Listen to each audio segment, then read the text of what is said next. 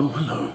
Today, we regale the tale of the dish known as Bolognese, a dish completely ubiquitous with our lives in the West, and none more so than in the great game of rugby. The earliest documentation of this great meaty concoction comes from the late 18th century in Imola, situated in Bologna.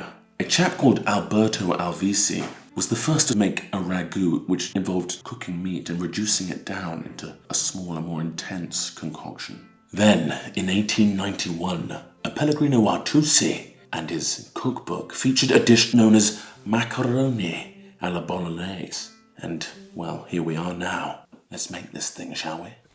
Welcome to this sequential episode of Marinate with Max. Today we're making a ragu. We're going to put the goo back into that bad boy. Beef mince, 10% fat. Let's keep it nourishing. We've got some lovely pork sausages, celery, carrots, onions for our sofrito, thyme, rosemary and bay leaves, spot of garlic, optional, some double cream, very optional, but I like the velvetiness of it all. Some good beef stock, essentially bone broth, and some tomato puree. That's all that's in there, ladies and gents. None of that mushroom bollocks. We want to keep it rustic. Looks like meat's back on the menu, boys. First up, we prepare the sofrito, which is essentially celery, carrots and onions. The garlic is optional, I just like it. I've never really liked celery. I detest it, but in this dish, it is dreamy. Add your vegetables to the food processor and get them diced to about the same consistency as your minced meat. You could do this with a knife, but I doubt you've got the ninja-like skills. On to the other vegetables. Keep the skins on. Maybe take the tails off. We'll go for another one. Why not? The more the merrier. Now, onwards with the onions and the garlic. If Max Malins was a vegetable, he'd be an onion. There's so many layers of complexity, that man. I only need two. Top and tail. Get off me. Yeah, let's get a 5 in there. Getting weird now. Kidding. I didn't cut myself. Season as you go. Bit of pepper. If you ask every rugby player in the Prem what their pre-match meal is, I reckon like 4 and 5 would tell you that it's a smag bowl. But there's a lot of people who pretty much are sponsored by Deliveroo. Jonathan Joseph, I'm talking to you. Nathan Hughes, as you can tell by his no doubt rather large stature, he also is a canny hand in this kitchen.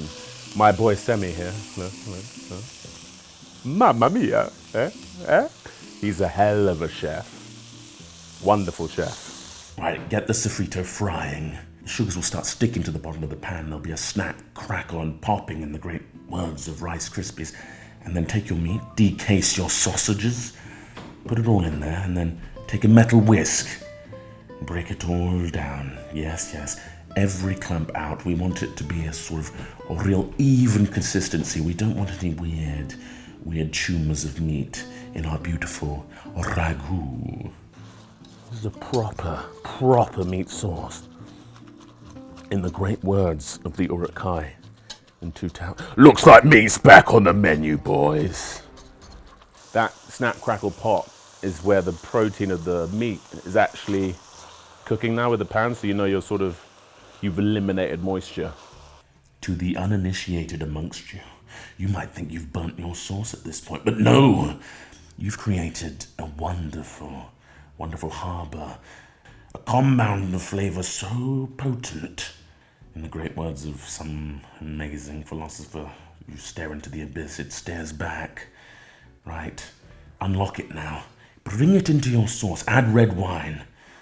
Lots of it, look at me. Oh my God, that's a lot of red wine, Max. Oh well, in it goes. Then beef stock to cover. You could use water, but I recommend the bovine depth of some beef stock. See, now we've got some bay leaves. We've got about 4 bay leaves and a nice sort of bouquet of rosemary and thyme. Sleep well, my child. Get in there. Right. And there we go. Now we're going to leave that to cook for about 2 hours. I'd say 2 hours minimum. Oh, hello there. Whilst my pasta's cooking, I thought I'd have a little cook myself, you know what I mean? When it comes to Bolognese, I think it's entirely important to stay well away from that jar stuff. You know what I'm talking about, Daniel Thomas, you weirdo. Dolmio, boys. Let's get some dolmio in there. Just cooking for Stephen Lewitt. How dare you? And then you put mushrooms in it. You disgust me, man. Ridiculous stuff. So when you're cooking a sauce like Bolognese, never, ever bring that heresy into your own household. That is the worst kind of disservice to yourself. It's an absolute betrayal, and I'll be having none of it. Anyway, I think the pasta's just about done now, so see you in 2, eh? So here we are, ladies and gents, the moment of truth, the sweet culmination of all your labours and time. It's been about an hour and 45 minutes. We're now going to prepare the pasta. This is a panoni rigati, which is essentially penne on steroids. Look at these bad boys. Big old John Foa sized penne, look at them. Bit of salt to the pasta water, forgot that. Pour schoolboy alert from myself. Be liberal, be liberal. And then, to finish this wonderful sauce, we're going to add 250 milliliters of double cream. And you're going to be like, what? How dare you ruin that wonderful sauce? I hear you, eye ties of the Instagram world. But I think it's wonderful. It adds a real velvetyness to it. But I can see you all saying, you're a heretic, man. Depraved idiot. Oh, look at him. Yeah, it's mine and I'll do what I want.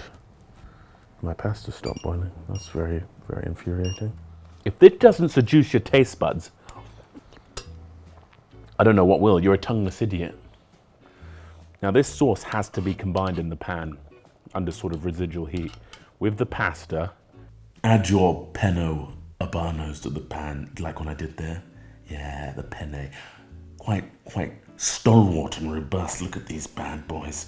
Then add a bit of sauce, some cheese, and let the magic happen. Stir. Let's plate up, shall we? You see, nothing, there's no separation, there's no meat, it's just like slide, it's just all together in one sort of incredible unity. Right, look at that. And then we're just gonna add a little bit of cheese, just a kiss, just a whisper of it. Right, let's get amongst it. I've had enough. It's staring at me, it's getting weird, it's whispering to me. Are you ready for this? Pepper porn, I call it. We're like Salt Bay, but Pepper Bay. Pepper Bay. Look at my forearms, man. Look at them styrating. Who will be the first to sacrifice themselves unwillingly? Oh my, look, see, everything's staying on the bloody pasta. There's no sliding. That is addictive. This is when like pasta becomes a drug. Again, this has been adopted as a ready mainstay by Jonathan Joseph.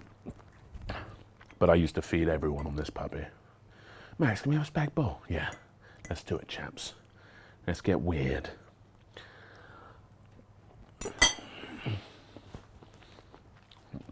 I'm done. That was amazing.